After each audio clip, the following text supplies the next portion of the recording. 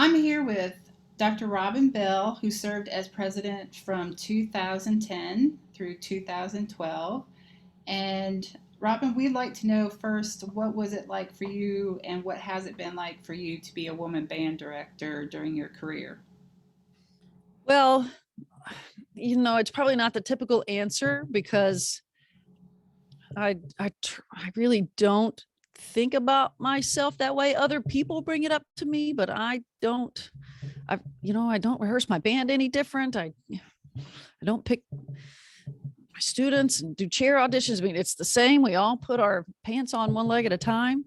I remember when I taught high school band. I don't teach high school band anymore, but some things that I remember is we would show up like a marching band festival, and you know how high school bands that host those, they would have like student workers that would be with you the whole time, your little escorts. And I remember on multiple occasions checking in at the table and having like the kids sort of fight. Oh, I want to be the escort for the girl band director, that kind of thing. So it made you feel kind of special.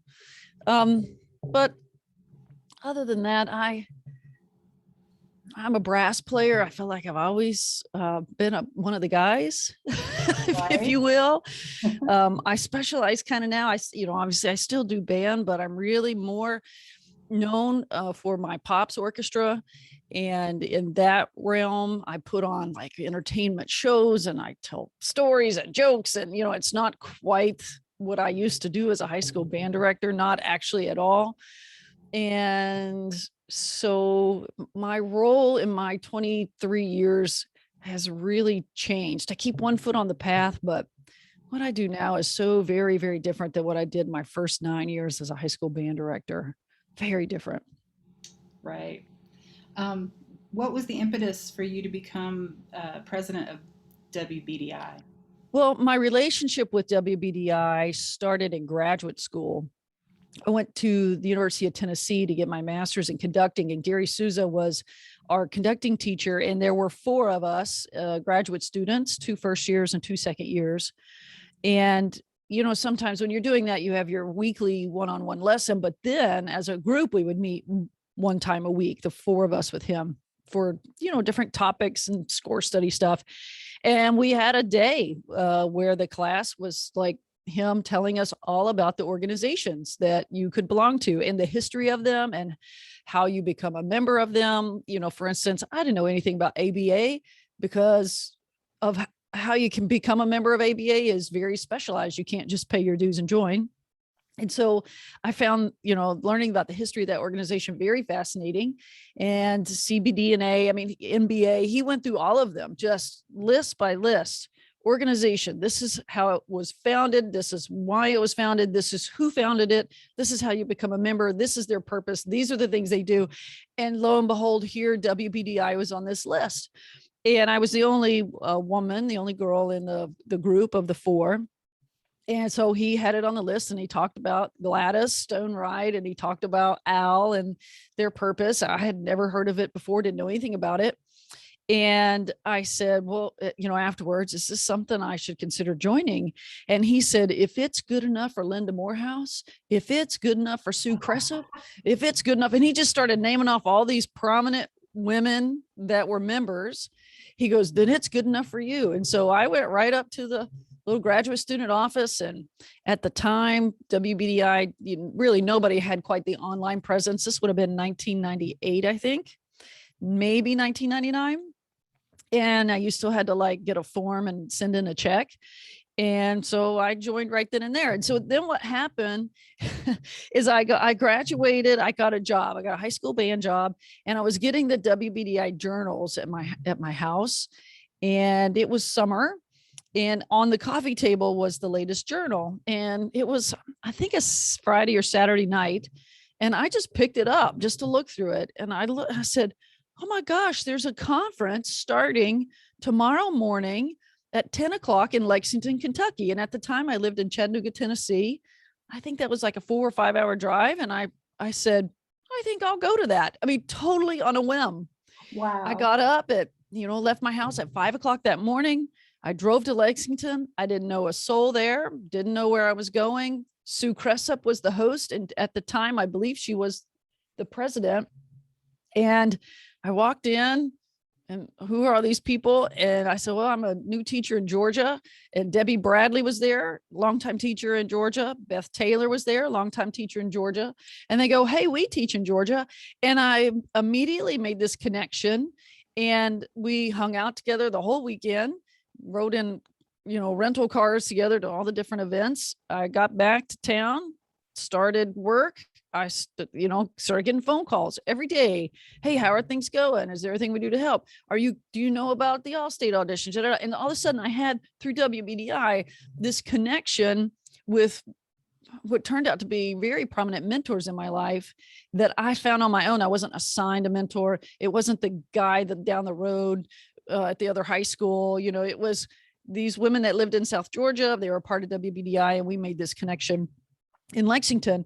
And by the end of the Lexington conference, Sue Cressup asked me if I wanted to be the scholarship chair, because they were looking for a scholarship chair. And I mean, okay, I'll do anything, And so I took on the scholarship chair position. And I think before that, they may have had 10 or 12 applicants. And at the time, there was the Instrumentalist magazine. I think it was the October issue. They listed, I called it the Blue Pages. It was like every school that had a music program. And so I had a fax machine in my house, and I started faxing. Made a little cover letter, and I started faxing the application. This was back, 2000, I guess by then, to every single school that had a music program that was listed in the Instrumentalist. And we had like 120 applicants the next year. Went from like 10 to 120. Wow. So I think, whoever was doing it before just wasn't proactive about getting the application out there. And through that process, I started saying, I think there's some ways we can make this a little better. What if we offered some more scholarships? And so through that, I think the leadership of WBDI saw that I was taking an initiative and trying to improve things and working hard. And so then I was approached later. I hosted a conference in Chattanooga, a summer conference, not long after that. And then, through that process, they said, would you like to join the executive director, the executive board, I should say. And they said, if we start you here, by the time you finish being a president and then past president, this is an 8-year commitment. But every 2 years you move up the ladder and you have a mentor and you see how things are going. And I didn't know any different. I said, sure, I'll do that. And through that process, I had done my doctorate except for finishing the dissertation, but I had moved to college teaching. I had then taken a college job here in Florida. So I'd moved out of Tennessee, Georgia area into Florida. And then I hosted my second summer conference here in Sarasota, Florida. And at the time that's when I was president. But, you become vice president, then president-elect, then president, then immediate past president. So it is an 8-year commitment to do that cycle. And boy, when I think about those 8 years and how my professional life changed over that time, it was pretty remarkable. But that's sort of my WBDI continuum, and how I just went on a whim to a summer conference, and the organization truly changed my life. I don't want to sound too esoteric or too romanticized, but the connections I've made with women across the country, in that as a young teacher in the state I was working with, I never got that out of any other professional organization. And I was a member of everything. I mean, I was a joiner. I paid dues and stuff. I've kind of pared that down now as I see what the benefits are and what I need professionally. But WBDI is always the first check I write every year, for certain. I should say, when I was president-elect, we had a new treasurer, because Carol Nenza, who had been the treasurer for years, had to step away. And Fran Shelton was president. And the treasurer that we had during that time, she was really overwhelmed with a lot of work stuff and things happening. And in the treasurer position, wasn't that, like, bills weren't being paid and that kind of thing. So I said, well, I do Quicken, like in my own personal finance. I said, Fran, I can take this over. And so I was actually president-elect and treasurer at the same time. So then Carol came back on board. And then when she decided to permanently retire, she had retired from teaching, She just doesn't want to have a lot of more responsibilities, which I totally get.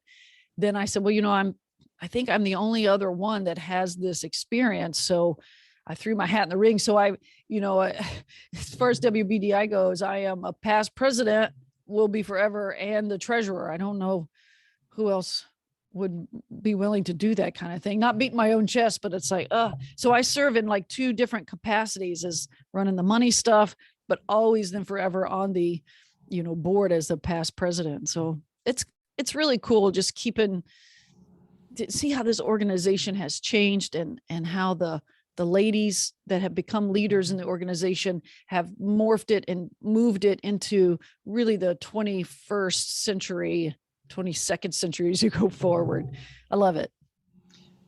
Your story is amazing, and it was just like you were meant to go to that conference and change the trajectory of your life. That's It really did. The trajectory of my professional acquaintances. Yeah. Um, are there any special accomplishments or challenges or special memories you'd like to include from when you were president? Well, hosting the Sarasota conference was really cool. It was the first conference I had been to. They may have done this before, but we have a community band here. And I reached out to them and I said, I want to do like a conducting clinic, because I had been to conducting clinics, many, many times in my career. But at the WBDI conferences that I had been to and I went to every single one, starting with that Lexington conference, we had never had anything like that. And so using my facilities here at the college and using my connections with the community band, we were able to put on, as part of the conference, a conducting clinic. And we had Catherine Rand, and we had Sue Cressup, and then Jay Jossam, who is not a member of WBDI, but she's at Florida Southern, and she had just given a conference, a clinic at Midwest. And so she drove over from Lakeland, Florida. And so it was just like I would go to North Texas, or I would go to Northwestern, where you have someone on the podium with you. We went to another room, we would videotape. It was really cool. And we had certain pieces that ahead of time, and anybody wanted to conduct could, and the players loved it. And from that, I have often said, I just have time to organize it, but I don't want WBDI to stop having their summer conferences, but I've often said we should host every year a summer conducting only clinic here in Sarasota, and ladies could bring their families, they hang out at the beach for a week. We give a concert at the end. I mean, I have this whole vision. I just haven't organized it, but it's funny how when you do something that's a jumping off point for maybe even something better for your profession, and that's something, people say, oh, what's your greatest accomplishment? It's yet to come, right? There's the what's yet to come is still milling around in my head. But That's great. I could see tons of women really benefiting from that and being in a safe spot where they feel like they could really blossom as conductors. yeah. Do you have any words of wisdom you want to share with other women band directors who are just starting their careers? I have to say, when I hear Gladys Stone Wright talk about how she couldn't even get an interview because she was a woman, and when I look at women coming out of college today applying for jobs, that it is just not the case. How far this entire profession has come to being open to women being, middle school, high school, college band directors. There's just no barriers anymore. I think the issues that we have still remain. I mean, men don't have to deal with hot flashes on the podium, or being pregnant, or how many times does a man post on a Facebook board, what do I wear for a concert? I mean, it's just never an issue for them. And it's a constant thought for new teachers. What do I wear to band camp? What do I wear for an outdoor concert? Things like that will always be specific to women conductors. And what's great now is to see how this organization was kind of started as a platform for people that couldn't, the people that started it just almost even couldn't get an interview. But now it is more about championing the women in our field and what they have done, and answering these very women specific things. So I would say, don't be afraid to ask, and find find another woman to be your mentor. So many mentoring programs just assign you to people. And I don't know about you, but that has not been the choice of mentor for me. You know, your mentors reveal themselves to you through your connections and relationships with people, and go seek out those relationships, and find another woman band director that's maybe been in the profession 10 years longer than you. And there's just a lot of great advice and hand holding there that's going to be helpful to you. Is there anything else you would like to include or say to members or potential members? Well, I just remember when there were like 80 members in WBDI, and now as treasurer, I see that number all the time, and it's like 400 strong. People used to say to me, well, why do I need that organization? I don't need that organization. And I used to say the same thing I would say now. It's not that you need the organization or the people in it. It's that the organization needs you. We all have something to learn from you. And that would be the reason to join WBDI, is that you have something special to offer to us, not that WBDI is offering anything special to you. You know, it's sort of flip that around. And I still think that to this day, that coming together on this platform where we're able to ask specific questions of people that have walked in those high heel shoes, if you will, it is such a meaningful organization, far beyond anything I've ever gotten out of CBDNA or the NBA or even my state organization. WBDI has always been my first place to go to get questions answered, to meet other people in the business, and to figure things out. Awesome.